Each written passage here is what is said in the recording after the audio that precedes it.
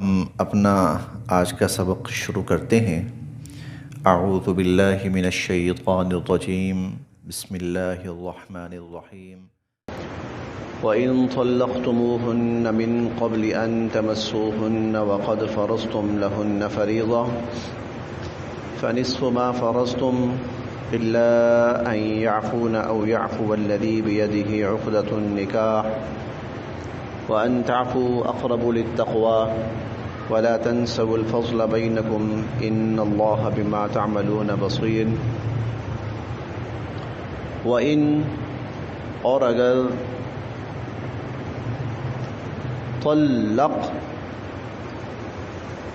طلاق دے بیٹھے ہو تم ہن انہیں، وَإِن طَلَّقْتُمُوهُنَّ اور اگر تم انہیں طلاق دے بیٹھے ہو، وَإِن طَلَّقْتُمُوهُنَّ اور اگر تم انہیں طلاق دے بیٹھے ہو، من قبل اس سے پہلے، ان کے تمسو تم نے چھوا، ہن ان کو، وَإِن طَلَّقْتُمُوهُنَّ اور اگر تم ان کو طلاق دے بیٹھے ہو، من قبل ان تمسوهن ان کو چھونے سے پہلے، یعنی ازدواجی تعلقات کے شروع ہونے سے پہلے، وَإِن طَلَّقْتُمُوهُنَّ اور اگر تم انہیں طلاق دے بیٹھے ہو، من قبل ان تمسوهن ان کو چھونے سے پہلے، ان کے ساتھ ازدواجی تعلقات شروع ہونے سے پہلے، وقد اور تحقیق، فرضتم تم نے مقرر کیا تھا، طے کیا تھا، لہن ان کے لیے، فریضہ حق مہر، وقد فرضتم لہن فریضہ اور تم نے ان کے لیے حق مہر مقرر کیا تھا۔ کل جو ہم نے آیت پڑھی تھی یہ اس کے برعکس دوسری صورت ہے۔ کل ہم نے پڑھا تھا کہ طلاق دی اور تعلقات شروع نہیں ہوئے تھے اور حق مہر بھی مقرر نہیں ہوا تھا۔ آج ہم پڑھ رہے ہیں کہ طلاق ہوئی، ازدواجی تعلق تو شروع نہیں ہو سکا لیکن مہر طے ہو چکا تھا، وقد فرضتم لہن فریضہ اور تم ان کے لیے حق مہر مقرر کر چکے تھے، فنصف تو ایسی صورت میں آدھا، نصف، ما جو فرضتم تم نے مقرر کیا، فنصف ما فرضتم تو جو تم نے مقرر کیا اس کا نصف دینا پڑے گا، آدھا حق مہر دینا پڑے گا اور آدھا حق مہر معاف ہو جائے گا۔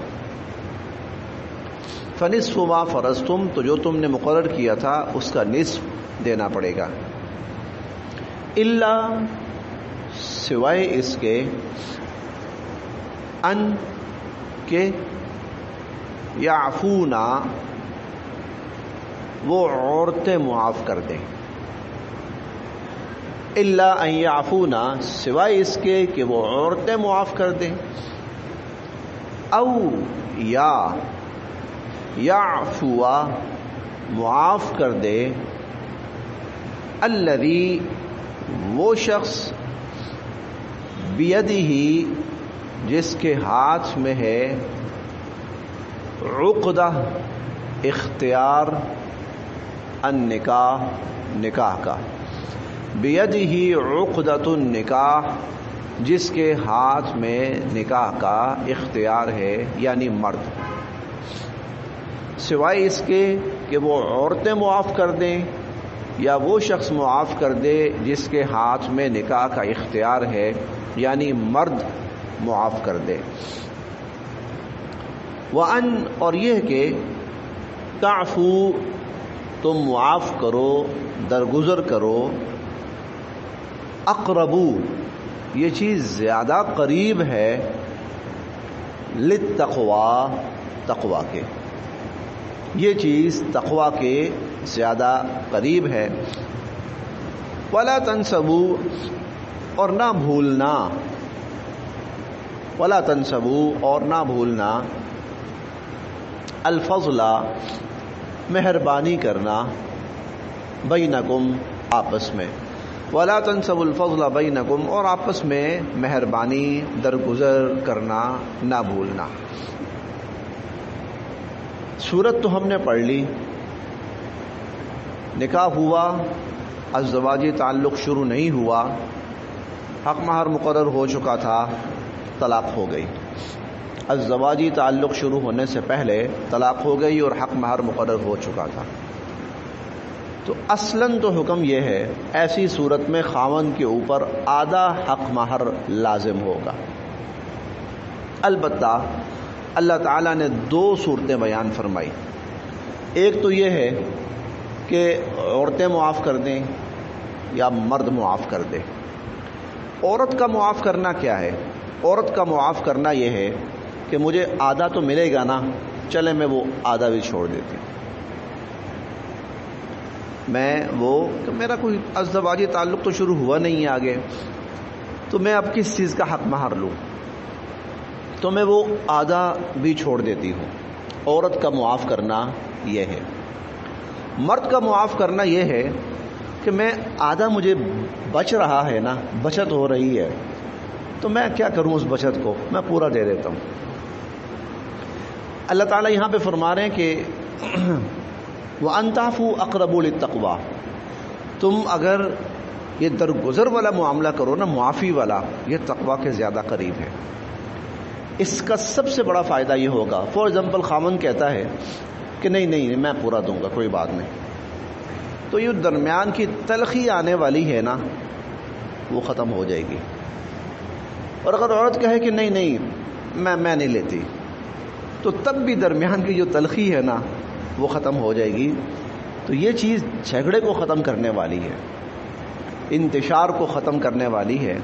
تو اس لیے اللہ فرما رہے ہیں کہ وَلَا تَنْسَبُوا الْفَضْلَ بَيْنَكُمْ، یہ آپس میں جو مہربانی کا معاملہ ہوتا ہے نا، یہ نہ بھولا کرو، ایک دوسرے کے ساتھ مہربانی کرنے کا معاملہ یہ نہ بھولا کرو۔ خامن یہ سوچے کہ نہیں میں نے کوئی رعایت نہیں رکھنی، بچانا نہیں ہے، میں سارا دے دوں گا، خامن کی سوچ یہ ہونی چاہیے۔ اور عورت بیوی کی سوچ یہ ہونی چاہیے کہ نہیں مجھے حق نہیں ہے کہ میں لوں، میں نہیں لیتی۔ جب دو طرفہ یہ سوچ ہوگی نا، دو طرفہ، تو بات تو پھر بھی نصف پہ ہی آئے گی، بات تو پھر بھی نصف پہ ہی آئے گی۔ عورت کہتی میں نہیں لیتی، بالکل نہیں لیتی، خاوند کہتا میں پورا دیتا ہوں۔ اب درمیان میں بات تو یہی آئے گی نا کہ چلیں کوئی بات نہیں، وہ آدھے پہ آ جاتے ہیں، لیکن اس کا فائدہ یہ ہوگا آپس کی تلخی وہ ختم ہو جائے گی۔ انتشار، اختلاف، اور یہ تلخیاں بسا اوقات ایسی ہوتی ہیں کہ قطع رحمی تک بات چلی جاتی ہے، رشتے ناتے لوگ توڑ بیٹھتے ہیں، کیوں؟ ہماری فلاں کو طلاق کیوں دی؟ تو اللہ پاک اس لیے ان انتشار تلخیوں کو ختم فرمانا چاہتے ہیں، رشتوں کو قائم رکھنا چاہتے ہیں۔ وَلَا تَنْسَبُوا الْفَضْلَ بَيْنَكُمْ، آپس میں مہربانی کرنے کا جو معاملہ ہے یہ نہ بھولا کرو۔ اور یہ جو آخری جملہ ہے نا، آپس میں مہربانی کرنے کا معاملہ، یہ صرف میاں بیوی کے اس طلاق والے معاملے کے ساتھ منسلک نہیں ہے، بلکہ یہ ہر معاملے کے ساتھ۔ وَلَا تَنْسَبُوا الْفَضْلَ بَيْنَكُمْ۔ میں ایک چھوٹی سی مثال عرض کرتا ہوں۔ ہم پھل خریدتے ہیں، ہم ایک دکان سے پھل خریدتے ہیں، ریڑھی سے پھل خریدتے ہیں مثال کے طور پر۔ اب عموماً کیا ہوگا، ہم ریٹ پوچھیں گے، وہ ریٹ بتائے گا، عمومی طور پر نہیں ریٹ زیادہ ہے، نہیں کم کرو کم کرو۔ تو کسٹمر کی خواہش یہ ہوتی ہے کہ میں کم کرواؤں، اور جو پھل والا ہوتا ہے اس کی خواہش یہ ہوتی ہے کہ میں کسی طرح پھل بھی تھوڑا بہت بچاؤں اور پیسے بھی زیادہ لوں۔ یہاں اللہ دونوں کو فرما رہے ہیں وَلَا تَنْسَبُوا الْفَضْلَ بَيْنَكُمْ، آپس میں مہربانی کرنا نہ بھولو۔ کسٹمر کو چاہیے وہ کہے ٹھیک ہے آپ محنت کر رہے ہیں، جو آپ نے مانگا میں آپ کو دوں گا، اور جو مالک ہے اس کو چاہیے کہ وہ جب کسٹمر کی طرف سے یہ مہربانی دیکھ رہا ہے اسے چاہیے کہ وہ ایک ایکسٹرا ڈال دے، جناب یہ میری طرف سے۔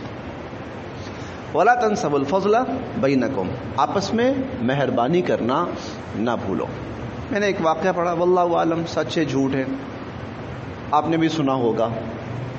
کہنے والے کہتے ہیں ایک بزرگ جو تھے وہ پھل بیچا کرتے تھے، زیادہ تر وہ کیلے کا کام کیا کرتے تھے۔ وہ 1 درجن کے 13 کیلے دیا کرتے تھے، 1 درجن کے۔ لوگوں نے کہتے تھے آپ شاید آپ کا حساب کتاب ٹھیک نہیں ہے، درجن میں 12 ہوتے ہیں، غلطی سے آپ 13 ڈال دیتے ہیں۔ وہ کہتے تھے میں غلطی سے نہیں ڈالتا، یہ میں جان بوجھ کر خود اپنے ارادے سے ڈالتا ہوں، 13 ڈالتا ہوں۔ اور پھر وہ کہتے تھے کہ جب تک دکاندار اور مالک 12 کی بجائے 13 نہیں دے گا اللہ کا فضل اس پہ نہیں آئے گا،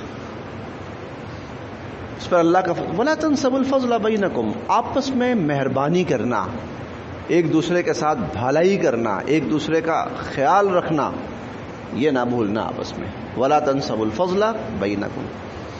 ایک دکان کا مالک ہے، اس کے پاس گاہک آتا ہے، چیز لیتا ہے، وہ ریٹ بنائے، آپ کا ریٹ بنائے، اب 1%، 2% ڈسکاؤنٹ کر دیں، یہ نہیں جناب آپ کے لیے۔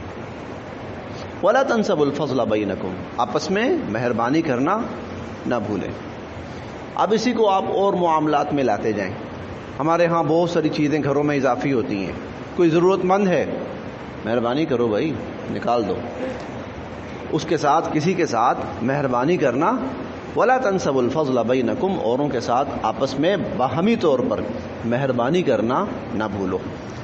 ان اللہ، بے شک اللہ تعالی، بما، جو کچھ، تعملون، تم کرتے ہو، بصیر، دیکھ رہے ہیں، جو کچھ تم کرتے ہو اللہ پاک اس کو دیکھ رہے ہیں۔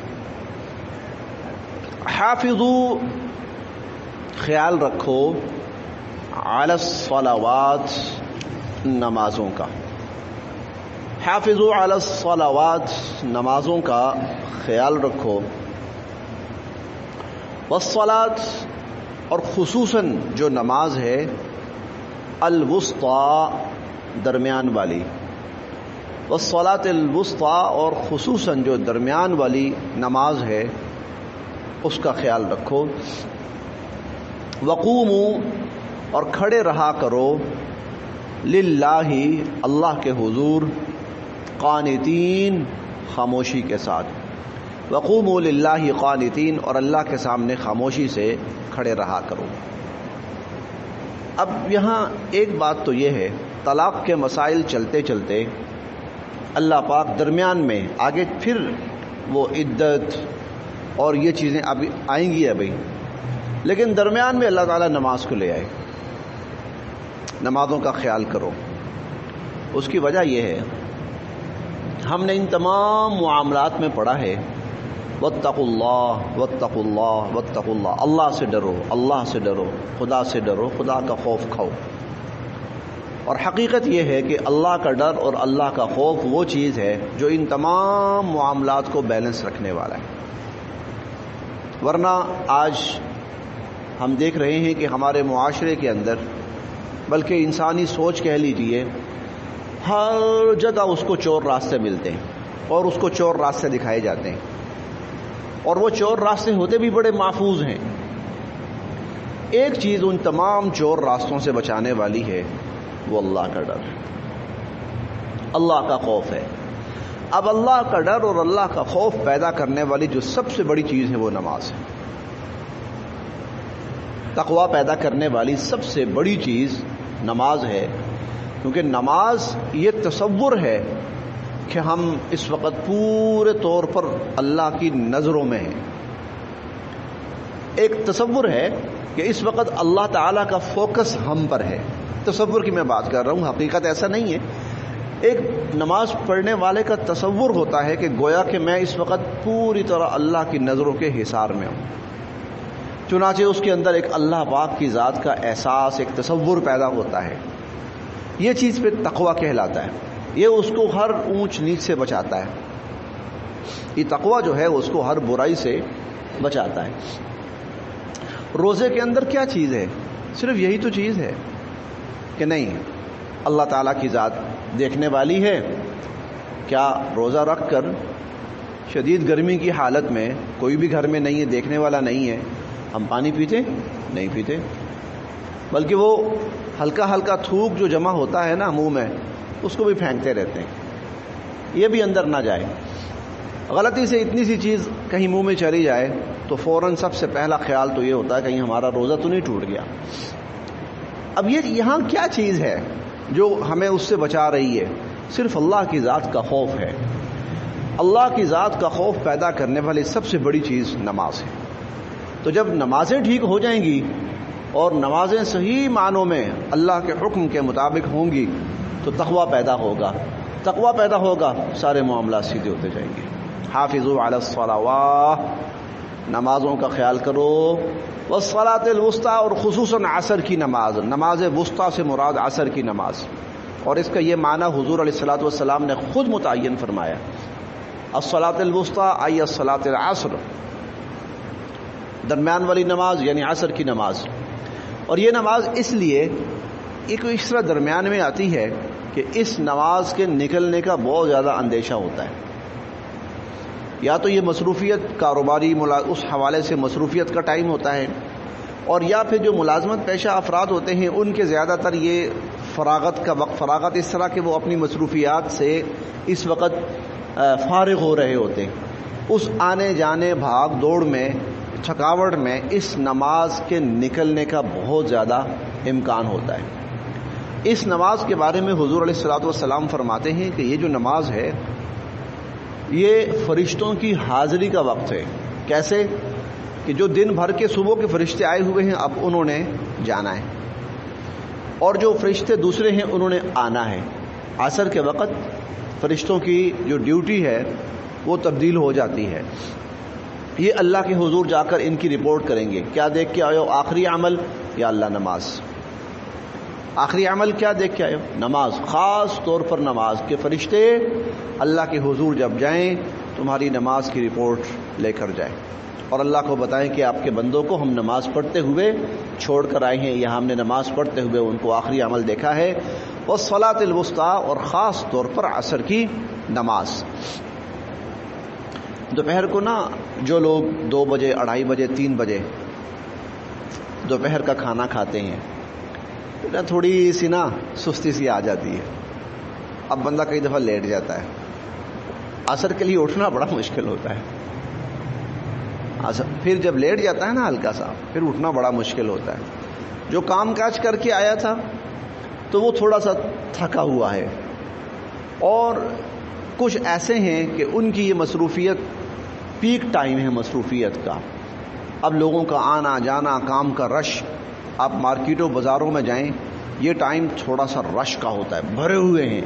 اس کے بعد ذرا مغرب کا ٹائم ہوگا تو مارکیٹیں، بہت سی مارکیٹیں ایسی ہیں جو آہستہ آہستہ ختم ہونا شروع ہو جائیں گی، رش ختم ہونا شروع ہو جائے گا. یہ پیک ٹائم ہے، بازار بھرے ہوئے ہیں، لوگ نکلے ہوئے ہیں ان سائڈوں پر. آؤٹنگ پر کچھ لوگ گئے ہوئے ہیں، یہ ٹائم ہے، بس اب واپسی کرنی ہے. اب یہ ان کے فٹافٹ چیزوں کو سمیٹنے اور واپس نکلنے کا وقت ہے. خاص طور پر یہ وہ ٹائم ہے جس میں نماز کے ضائع ہونے کا امکان بہت زیادہ ہوتا ہے، خاص طور پر عصر کی نماز. وقوموا للہ قانتین، اور تم کھڑے رہو اللہ کے سامنے خاموشی کے ساتھ. اب یہ جو جملہ ہے اس کا پورا ایک پس منظر ہے اس جملے کا. ایک تو یہاں پر نماز کا ذکر کیوں آیا اس کی وجہ بھی بیان کر دی گئی، اور دوسری چیز خاص طور پر عصر کی نماز کا وقت کیوں آیا اس کی تفصیل بھی آ چکی.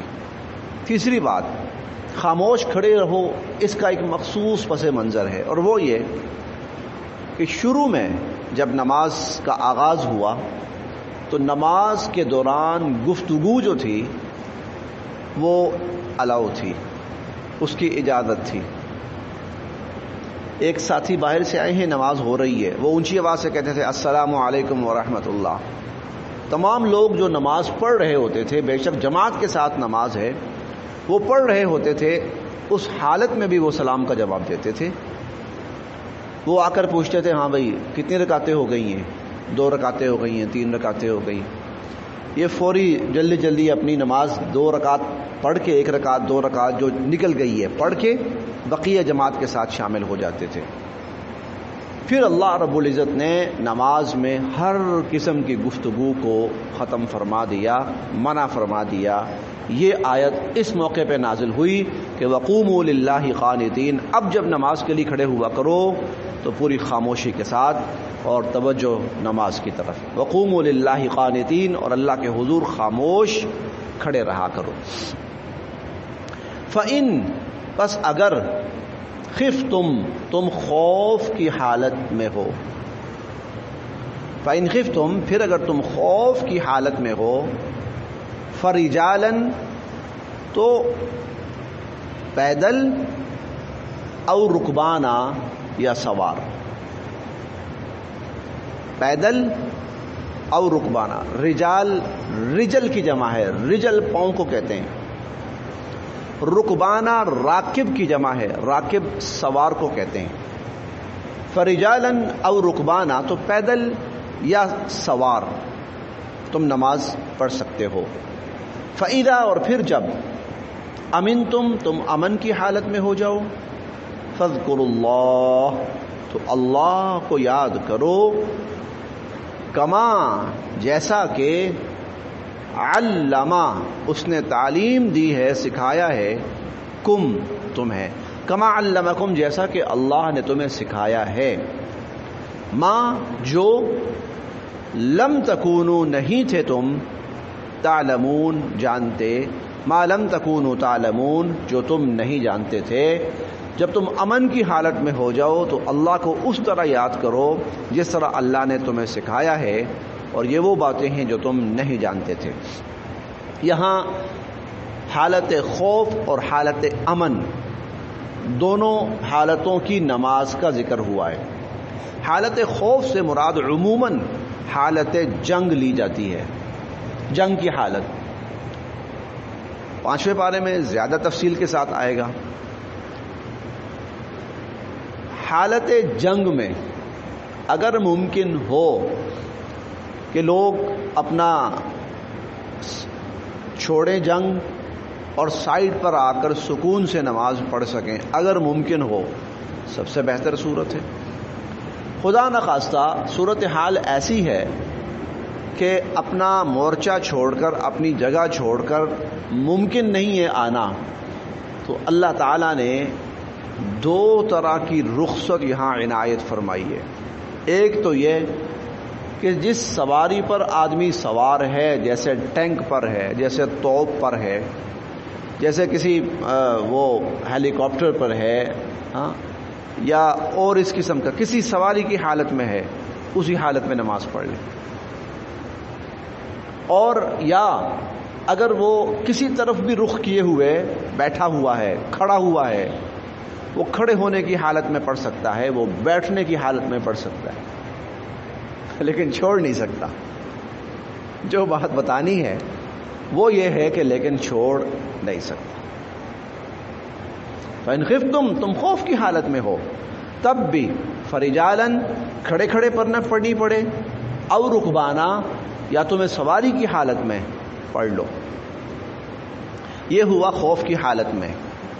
پھر فَإِذَا أَمِنْتُمْ،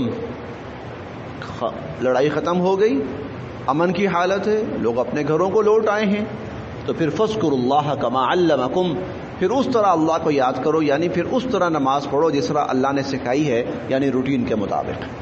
پھر تو باقاعدہ پوری وہ جو ہمارے یہاں شکل ہوتی ہے نماز کی، با جماعت نماز یا انفرادی طور پر نماز، پھر وہ پوری شکل کے ساتھ نماز کرو، نماز پڑھو جیسا کہ اللہ نے تمہیں سکھایا ہے۔ یہ جی نماز کی اہمیت بھی آ گئی، اور نماز کا ایک بہت بڑی وجہ یہ ہے کہ نماز کی حالت میں اللہ تعالیٰ کا اللہ تعالیٰ کی خاص الخاص نظر رحمت ہوتی ہے بندے کے اوپر۔ نماز کی حالت میں خاص الخاص اللہ کی ایک نظر رحمت ہوتی ہے بندوں پر جو عام حالت میں نہیں بھی ہوتی. جنگ کی حالت میں ہو تمہیں اللہ کی مدد کی ضرورت ہے. اللہ کی مدد حاصل کرنے کے لیے بہترین چیز اگر اس وقت ہے تو وہ نماز ہے. جب تم نماز پڑھو گے دشمن کے مقابلے میں اللہ ویسے بھی تمہاری مدد فرمائیں گے، لیکن جب تم نماز پڑھو گے تو اللہ کی رحمت کو کھینچ لاؤ گے اپنے لیے. بس یہاں تک، پھر دیکھتے ہیں جی.